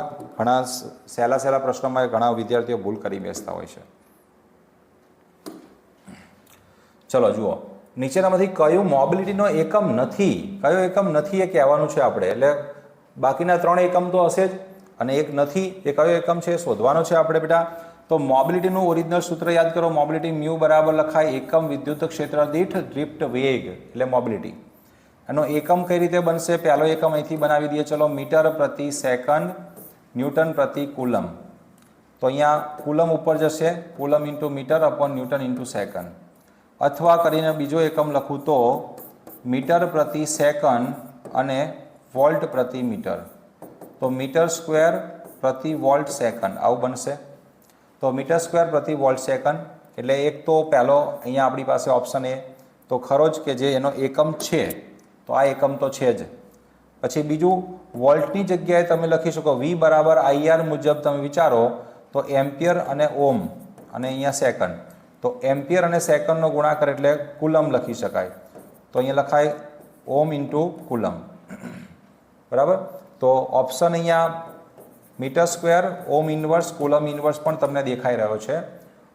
મીટર સ્ક્વેર ઓમ ઇન્વર્સ કુલમ ઇન્વર્સ એટલે આ પણ એનો એકમ છે એમ કહી શકાય. હવે બીજો એકમ અહીંથી આપણે વિચારીએ. ચલો, અહીંથી હજુ આગળ વિચારું તો અહીંયા કુલમ ઇન્ટુ મીટર અપોન ન્યૂટનની જગ્યાએ કિલોગ્રામ મીટર પ્રતિ સેકન્ડ સ્ક્વેર લખાય.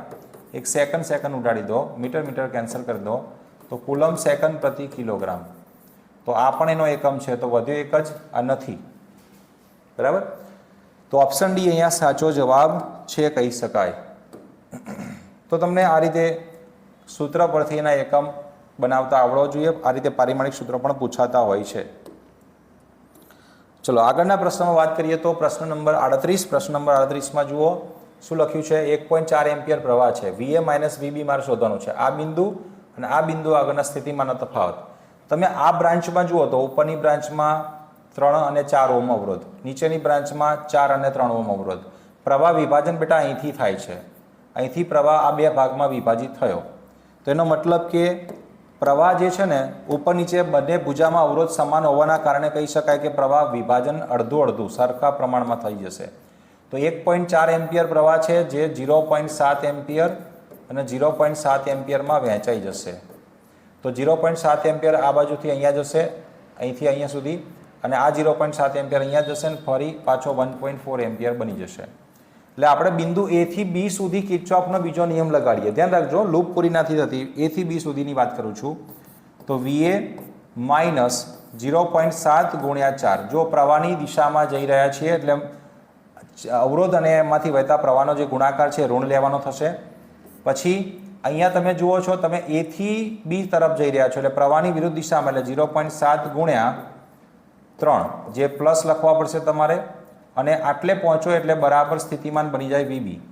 VA અને આ જે છે વોલ્ટેજ ડ્રોપ બતાવે છે અને અહીંયા પહોંચો ત્યારે VB સ્થિતિમાન થઈ જશે. તો VA માઇનસ 7 ચોક 28 એટલે 2.8, અહીંયા પ્લસ 2.1 બરાબર VB. તો VA માઇનસ 0.7 બરાબર VB. તો VA માઇનસ VB 0.7 વોલ્ટ જવાબ બને છે. તો 0.7 વોલ્ટ તમારો પ્લસ 0.7 એટલે કે ઓપ્શન બી સાચો છે. તો આ રીતે તમારે ગણતરી કરવાની થાય છે. બહુ સરળ પ્રશ્ન છે. ચલો ત્યાર પછી છે બેટા 39મા નંબરનો પ્રશ્ન. 39મા પ્રશ્નમાં જુઓ તો તમને એક સર્કલ આપ્યું છે, એટલે કે વર્તુળાકાર લૂપ આપી છે. તો સુવાહક તારમાં વિદ્યુત પ્રવાહ વહી રહ્યો છે આવા વર્તુળાકારમાં, જેમાં આ લૂપનું વલણ કેવું હશે? વિસ્તરણ કરવાનું હશે, સંકોચાવાનું વલણ હશે, કે કોઈ એક દિશામાં ગતિ કરવાનું વલણ હશે, શું હશે જોઈએ. તો બેટા આપણે જાણીએ છીએ, જુઓ વર્તુળ બને આ રીતે વર્તુળ છે તમારી પાસે, આ જે વર્તુળાકાર લૂપ છે આની અંદર પ્રવાહની દિશા તમને આ પ્રકારે આપી છે. તો તમે જુઓ વર્તુળનો દરેક ખંડ જે લઈએ નાનો નાનો ખંડ એક સમાંતર એક સમતલ સુરેખ ગણી શકાય ટૂંકમાં. તો એક નાનકડા ખંડમાં પ્રવાહની દિશા આ તરફ, તો એની એક્ઝેક્ટ સામે જુઓ તો એટલો જ ખંડ મળે જેમાં એની બિલકુલ વિરુદ્ધ દિશામાં પ્રવાહ છે. તો આ બંને ખંડો સામ સામે વિરુદ્ધ દિશામાં પ્રવાહ ધરાવતા તાર થયા નાના નાના. એ બંને શું કરે? એકબીજાને અપા કરશે. વિરુદ્ધ દિશામાં પ્રવાહ હોય તો આગળ આપણે એક આવો MCQ સોલ્વ કર્યો કે વિરુદ્ધ દિશામાં પ્રવાહ હોય તારમાં તો એ બંને એકબીજાને અપા કરશે. અપા કરશે એટલે આ દૂર મોકલે આને, એ રીતે બીજો ખંડ પણ આને દૂર મોકલશે. સામ સામેના જે ખંડો ખરા એકબીજાને અપા કરવાનું કામ કરતા હશે અને પરિણામે શું થશે? આ લૂપનું વિસ્તરણ થશે. એટલે વિસ્તરવાનું વલણ ધરાવે છે એમ કહી શકાય. એટલે ઓપ્શન બી સાચો જવાબ છે.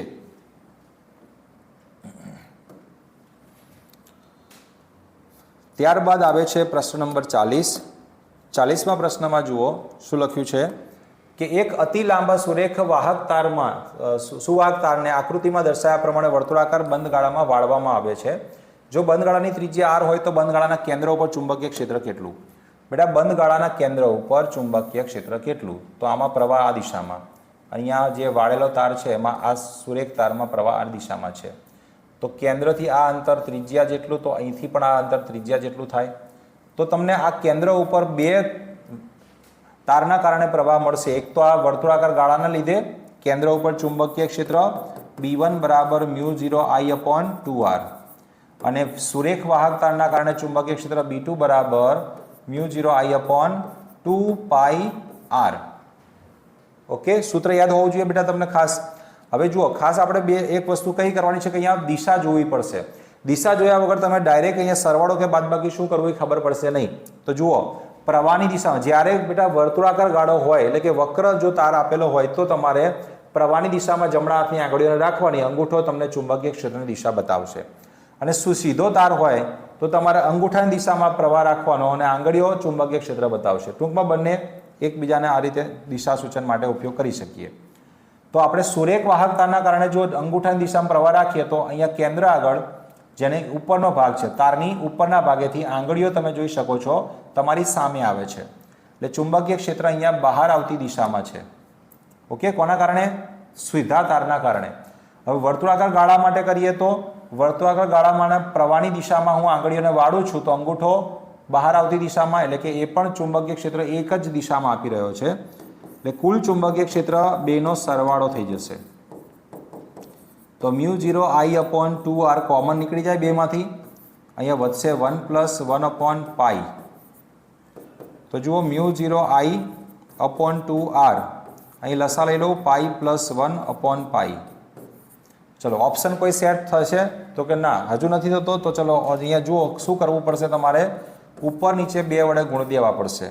અહીંયા 4πr કૌંસમાં π + 1. તો ઓપ્શન આપણી પાસે અહીંયા બી સાચો છે.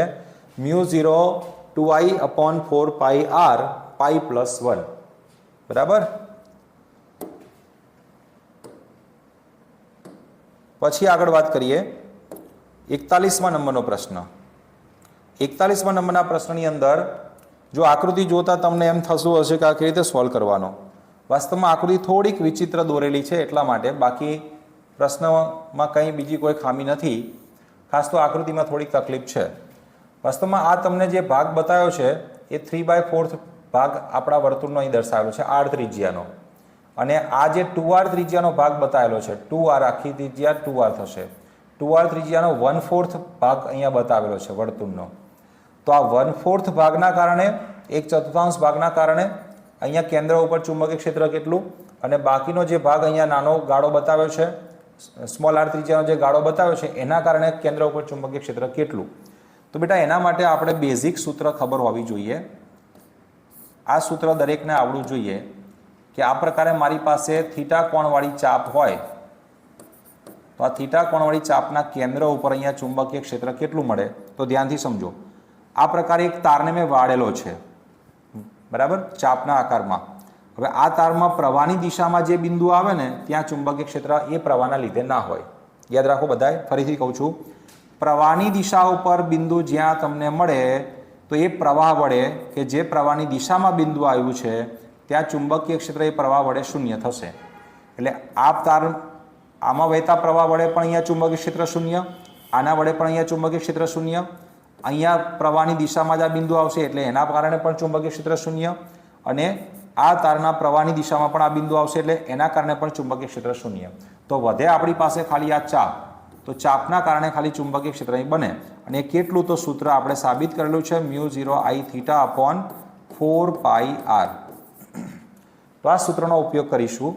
તો અહીંયા તમે ખૂણો થીટા બદલો તો આ ખૂણો તમે જોઈ શકો છો કે આર ત્રિજ્યાનો જે ચાપ આપણને આપ્યો છે ને એ કેટલો ખૂણો આતરે, તો આતરે છે અહીંયા ખૂણો 3π/2 જેટલો, 3π/2 રેડિયન. તો B1 ચુંબકીય ક્ષેત્ર μ0I4πr, ખૂણો મૂકી દઉં 3π/2.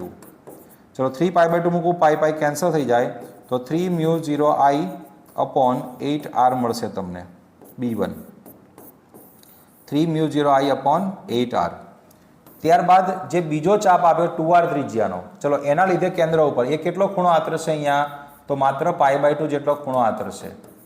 1/4 ભાગ છે વર્તુળનો એટલે π/2 ખૂણો આતરે. તો અહીંયા B2 ઇક્વલ ટુ લખાય μ0I/4πr. થીટાની જગ્યાએ તમારે π/2 મૂકી દેવાના, તો પાઈ કેન્સલ થઈ જાય. તો અહીંયા ત્રિજ્યા મારે બદલવી પડશે, તો ત્રિજ્યા તમારે અહીંયા જુદી લેવી પડશે.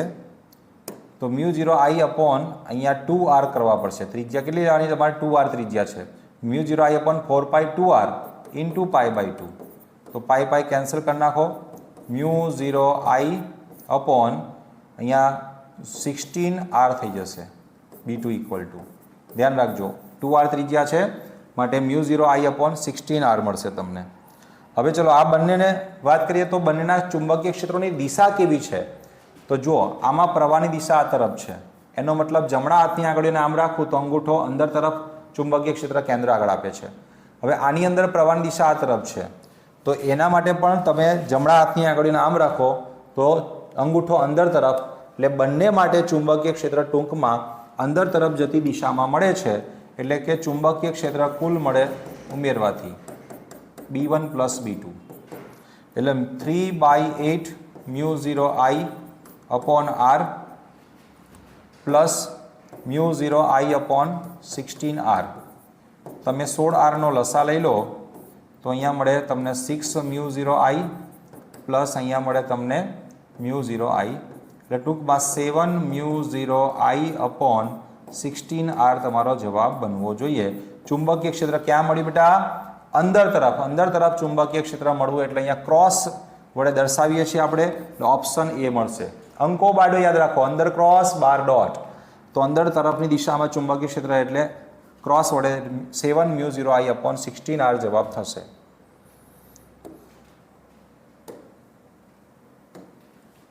ચલો પછી પ્રશ્ન નંબર છે આપણી પાસે, પ્રશ્ન નંબર 42. 42મા નંબરના પ્રશ્નમાં જુઓ, વર્તુળાકાર રિંગની ત્રિજ્યા જેટલા અંતરે ચુંબકીય ક્ષેત્રની તીવ્રતા કેટલી? રિંગની ત્રિજ્યા જેટલા અંતરે ચુંબકીય ક્ષેત્ર બેટા પૂછ્યું છે. તો પહેલાં તો તમારે અહીંયા ચુંબકીય ક્ષેત્રનું સૂત્ર રિંગના કેન્દ્રથી r અંતરે કે x અંતરે કેટલું મળશે અક્ષ ઉપર, તો μ0I/ રિંગ છે, અહીંયા આંટાવાળી નથી, અહીંયા એક જ રિંગ કીધી છે, એક જ આંટો, 2 μ0I/r² પ્લસ x² 3/2 આપણું આ સૂત્ર છે, મૂળ સૂત્ર અહીંયા. હવે અહીંયા x બરાબર તમને r લેવાનું કીધા છે, કેટલા અંતરે કીધું છે, તો ત્રિજ્યા જેટલા અંતરે, એટલે x ની કિંમત તમારે r મૂકવી પડશે. તો b બરાબર લખાય μ0I/r² 2 ઇન્ટુ, જુઓ r² મૂકો એટલે r² પ્લસ r² એટલે 2r² કૌંસમાં થઈ જાય અને પાવર 3/2. તો μ0I/r², ચલો 2 બાર તો હતા જ, એટલે કૌંસના અંદરના બંને પદોને 3/2 ઘાત મળે, તો 2ની 3/2 ઘાત અને r²ની 3/2 ઘાત, તો આ 2 કેન્સલ થઈ જશે. જુઓ તો અહીંયા રહેશે શું તમારી પાસે, b બરાબર μ0I/r² 2/5/2 અને r³ હવે અહીંયા r² છે એટલે એક r નીચે વધવાના, તો μ0I/ 2/5/2r. તો ઓપ્શન આવશે અહીંયા આગળ બી, r બરાબર a છે, ત્રિજ્યા તમને એ આપેલી છે એટલે μ0I/ 2/5/2 એ લેવાનું. ચલો ત્યારબાદ આગળના પ્રશ્નમાં પ્રશ્ન નંબર 43 નંબરનો પ્રશ્ન જોઈએ. શું લખ્યું છે કે એ ત્રિજ્યા ધરાવતી રિંગના કેન્દ્ર ઉપર ચુંબકીય ક્ષેત્રની તીવ્રતા કેટલી? બહુ સિમ્પલ સરળ સૂત્ર છે, માત્ર સૂત્ર છે μ0ni/2r. એ પ્રમાણે μ0ni/2a. પછી પ્રશ્ન નંબર 44 જોઈએ. 44માં પ્રશ્નમાં કીધું છે વીજ પ્રવાહ ધરાવતી રિંગની ત્રિજ્યા a છે, તો કેન્દ્ર ઉપર B1 જેટલું ચુંબકીય ક્ષેત્ર છે. રિંગના કેન્દ્રથી a અંતરે તેની અક્ષ ઉપર B2 જેટલું ચુંબકીય ક્ષેત્ર હોય તો B1 જેમ B2 કેટલા થશે? તો હાલ જ બેટા આપણે સૂત્રની વાત કરી, યાદ છે? રિંગના કેન્દ્ર ઉપર ચુંબકીય ક્ષેત્ર તમને આટલું મળશે. એ ત્રિજ્યા આપી છે ને આપણને, એટલે એ લખી દઈશું. ચલો μ0I/2a. અને B2 બરાબર હાલ જ સૂત્ર ભણી ગયા આપણે કે જો ત્રિજ્યા જેટલા જ અંતરે જઈએ તો 2:5/2a છેદમાં μ0I/2:5/2a. તો બેટા આ ગુણોત્તર લઈએ B1 જેમ B2 તો કેટલો મળશે? તો μ0I/2a છેદમાં μ0I/2:5/2a. ચલો આ બધું કેન્સલ થઈ જશે, a અને μ0I. તો B1/B2 ગુણોત્તરમાં લખીએ તો છેદનો છેદ અંશમાં 2:5/2 નીચે 2 આવ્યા એટલે 2:5/2 -1 એટલે 2:3/2. 2:3/2 ને બેટા આપણે આવું લખાય 2 અને 2:1/2 એટલે 2√2. કેમ કે 2 ની 1 ઘાત વત્તા 1/2 ઘાત એટલે 1 + 1/2 એટલે 3/2 થઈ જાય ને, એટલે 2√2 તમારા જવાબ આવશે. તો 2√2 જેમ 1 એટલે ઓપ્શન સી સાચો જવાબ છે કહી શકાય. પછી આગળ વાત કરીએ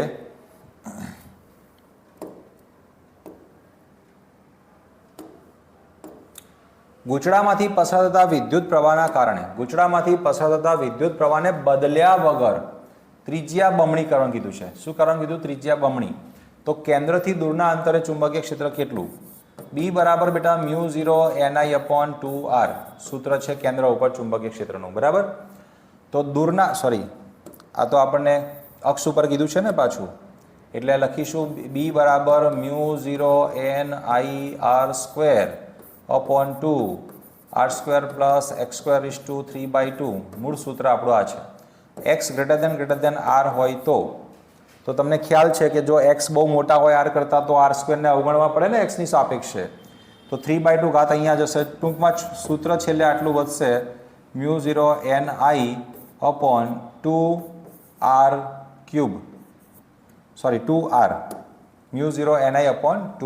વધશે. તો x³ વધશે, x³ અને ઉપર રહેશે અહીંયા આગળ r² એઝ ઇટ ઇઝ, જેમ હતા એમના એમ જ. કારણ કે તમે r² ને અવગણો છો એટલે x ની પાવર અહીંયા સ્ક્વેર રહેશે, 3/2 છે, 2 કેન્સલ થઈ નીચે x³ રહેવાના.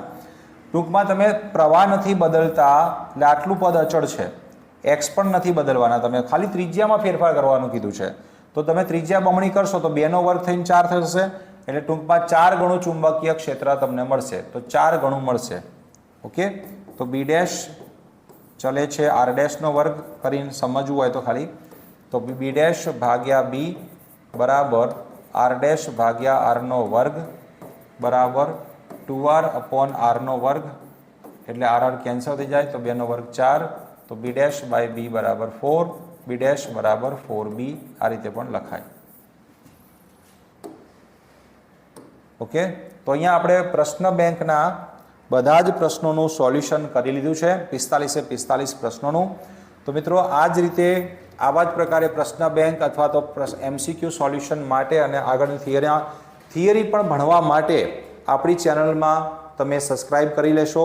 રેગ્યુલરલી તમને આ પ્રકારની અપડેટ મળતી રહેશે, MCQ સોલ્યુશન મળતા રહેશે, ક્વેશ્ચન બેંક સોલ્યુશન આપણે કરતા રહીશું અને ખૂબ સારી રીતે તૈયારી કરીશું. ચલો ત્યારે મળીએ.